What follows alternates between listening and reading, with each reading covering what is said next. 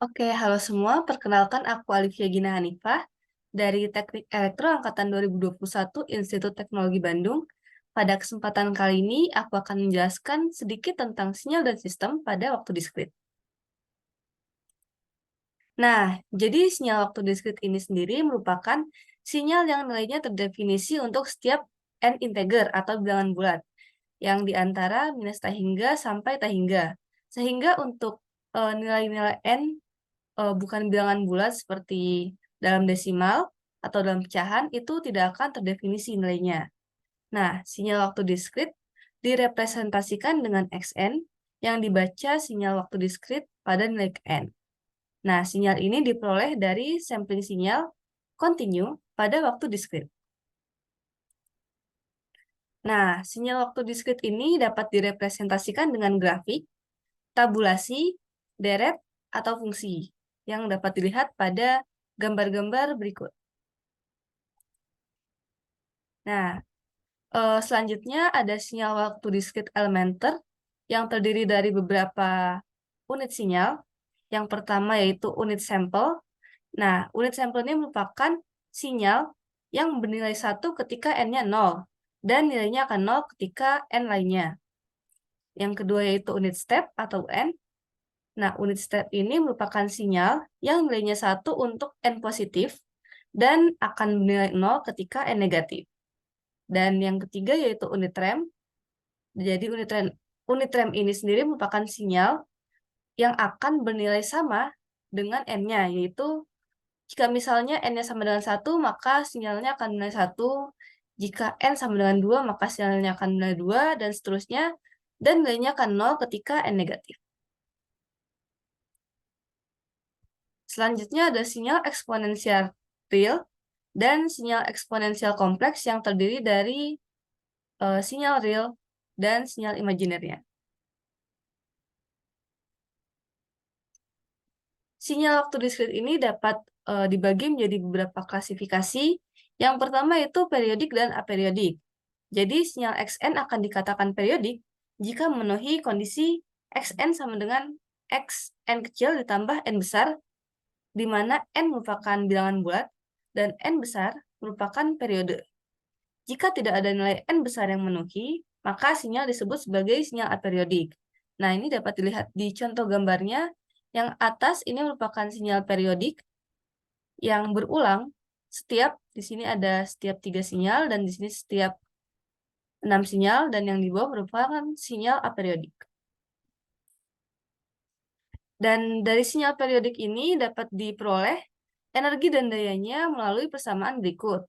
Dan jika nilai E terbatas atau finite, maka Xn disebut sebagai sinyal energi. Klasifikasi selanjutnya itu simetris dan asimetris. Jadi sinyal Xn akan dikatakan simetris jika memenuhi kondisi Xn sama dengan X min N. Nah, sinyal ini juga disebut sebagai sinyal genap dan dapat terlihat bahwa sinyal ini berbentuk seperti cermin. Dan selanjutnya ada sinyal Xn yang dapat dikatakan asimetris atau sinyal ganjil jika memenuhi kondisi X min N sama dengan min Xn. Yang terlihat pada gambar ini seperti berkebalikan bentuknya. Lalu pada sinyal waktu diskrit ini sendiri terdapat beberapa operasi dasar. Yang pertama adalah time shifting. Jadi operasi dasar ini merupakan penggeseran sinyal yang dapat dilakukan dengan mengganti n menjadi n min k atau n min n0. Nah, time shifting ini sendiri dapat dibagi menjadi dua jenis, yaitu delay atau pergeseran mundur, dan advance, yaitu pergeseran maju. Delay diperoleh ketika x n min k dengan k bernilai positif, dan grafik akan bergeser ke kanan sejauh k. Sedangkan pergeseran maju atau advance direpresentasikan dengan x n plus k dari k yang bernilai negatif, dan grafik akan bergeser ke kiri sejauh k. Yang kedua yaitu folding atau pencerminan yang dilakukan dengan mengganti n menjadi min n. Yang ketiga yaitu addition atau penjumlahan yang dilakukan dengan menjumlahkan dua buah sinyal. Di sini terlihat X1 dan X2 ketika dijumlahkan akan menjadi Z. Lalu selanjutnya ada time scaling atau perkalian besar suatu sinyal dengan konstanta K. Nah, jadi dengan dikalikannya sinyal dengan suatu konstanta K, maka sinyal tersebut akan eh, menjadi lebih rapat atau menjadi lebih renggang, tergantung dari konstantanya itu sendiri, apakah itu di atas 1 atau di bawah 1. Dan selanjutnya ada produk atau perkalian yang dapat dilakukan dengan mengalihkan kedua sinyal.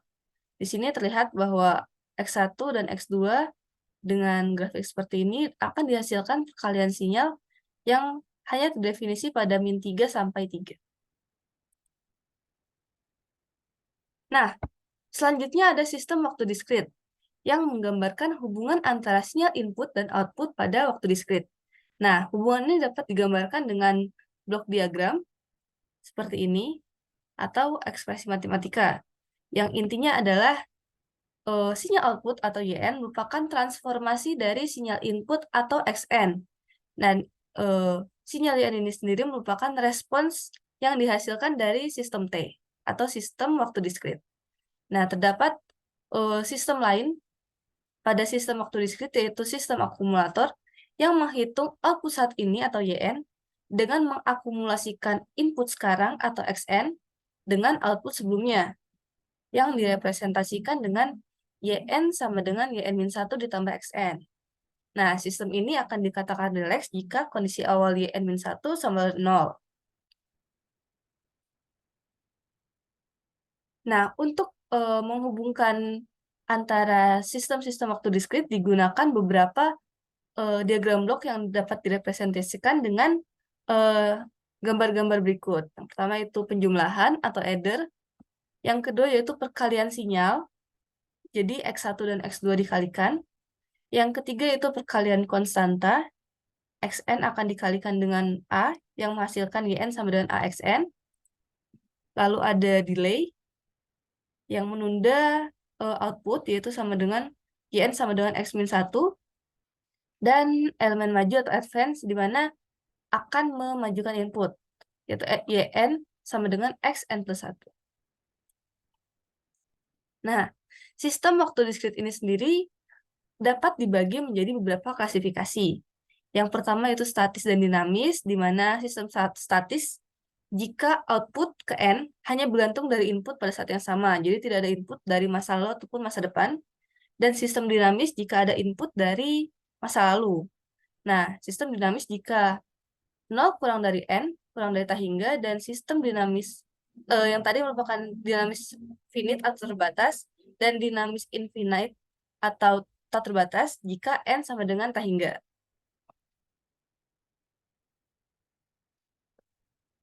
Yang selanjutnya ada sistem waktu diskrit time invariant dan time variant, di mana sistem time invariant akan ada jika karakteristik input dan outputnya tidak berubah terhadap waktu. Nah, untuk menentukannya digunakan cara yang pertama itu menentukan dulu output sistem jika sinyal input ditunda sejauh K, sehingga dihasilkan persamaan ini, dan lalu tentukan output sistem jika output sistem yang ditunda sejauh K, itu ini. Nah, sistem time invariant akan sistem dikatakan time invariant jika YNK sama dengan YN min K, dan sebaliknya, sistem dikatakan time variant jika YNK tidak sama dengan YN min K. Klasifikasi selanjutnya yaitu linear dan non-linear, di mana sistem linear akan ada jika dan hanya jika sistem tersebut memenuhi prinsip superposisi, seperti gambar berikut, di mana transformasi dari A1X1N ditambah A2X2N sama dengan A1 dikali transformasi X1N ditambah A2 dikali transformasi X2N.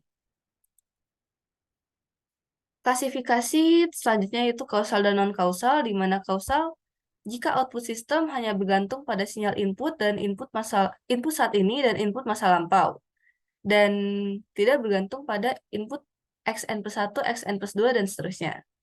Lalu ada stabil dan tidak stabil, di mana sistem dikatakan stabil jika dan hanya jika setiap input berhingga atau bounded input dan menghasilkan sebuah output berhingga atau bounded output.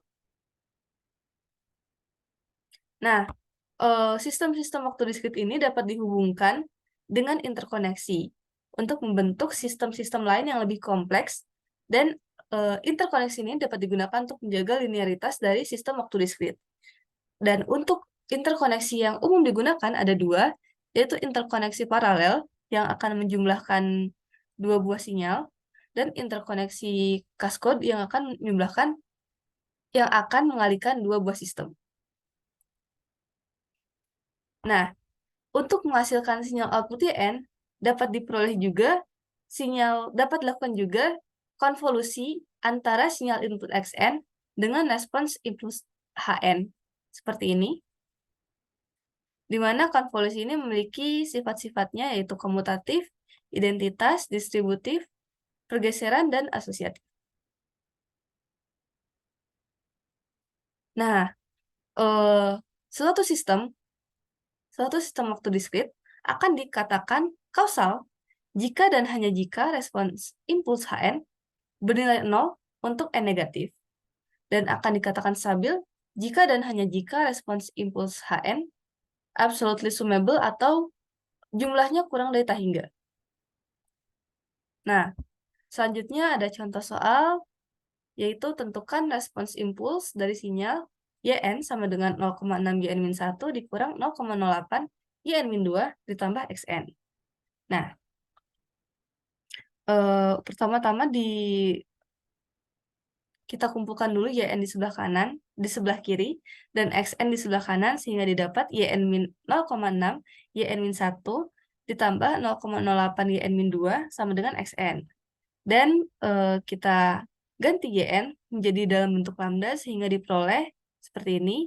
Lambda kuadrat dikurang 0,6 lambda ditambah 0,08 sama dengan 0. Karena Xn tidak direpresentasikan dengan lambda. Sehingga dari persamaan ini didapatkan lambda sama dengan 0,2 dan 0,4. Kemudian selanjutnya kita representasikan YHN dengan C1 dikali 1/5 pangkat N ditambah C2 dikali 2/5 pangkat N dari lambda yang sebelumnya telah didapatkan. Nah, untuk respons impuls, kita akan gunakan Xn sama dengan delta N. Dan selanjutnya, karena respons impuls dan tidak ada kondisi awal selain 0 dari ketika N sama dengan N negatif, sehingga Yn atau Y0 sama dengan 1. Karena di sini tidak ada hasilnya, di sini tidak ada hasilnya, dan Xn sama dengan 1 dari delta N. Selanjutnya, ketika N sama dengan 1, diperoleh Y1 dikurang 0,6 Y1-1 atau 0,6 Y0 sama dengan 0. Diperoleh Y1 sama dengan 0,6. Nah, dari sini didapatkan C1 tambah C2 sama dengan 1, lalu 1/5 C1 tambah 2/5 sama dengan 2/5 C2 sama dengan 0,6. Ini diperoleh dari persamaan ini, sehingga hasilnya adalah C1 sama dengan -1 dan C2 sama dengan 2. Lalu C1 dan C2 ini dimasukkan lagi ke dalam rumus ini, sehingga diperoleh respons impuls dari sinyal adalah -1/5 pangkat N UN ditambah 2 dikali 2/5 pangkat N UN. Sekian yang dapat saya sampaikan. Terima kasih.